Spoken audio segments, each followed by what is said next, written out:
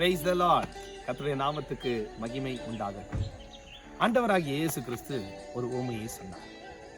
Mark 4ஆம் அதிகாரம் 14 15, 16, 17. விதைக்கிறவன் ஒருவன் விதைக்க புறப்பட்டான்.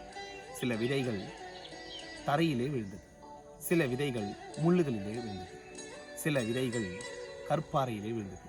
ஆனால் நல்ல நிலத்தில் விழுந்த விதைகளோ 30, 60, 100 பலனை கொடுத்தது.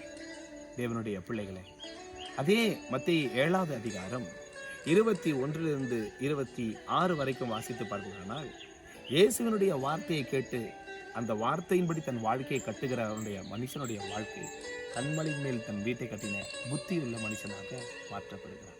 யார் அந்த கண்மலை? கர்த்தராகிய இயேசு கிறிஸ்து தான் நமக்கு கண்மலை. மோசே கேட்கிறான், நான் உம்மை காண வேண்டும். ஆண்டவர் சொல்லுகிறார், என் கண்மலை அண்டையிலே நீ வந்து நில்லு, அங்கே ஒரு இடம் உண்டு.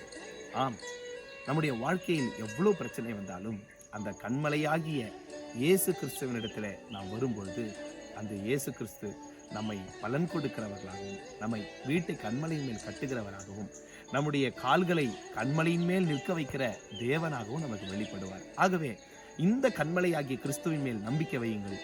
உங்கள் வாழ்க்கை கண்மலையின் மேல் கட்டப்பட்ட வீடாக நிலைநிற்கும். God bless you. God be with you.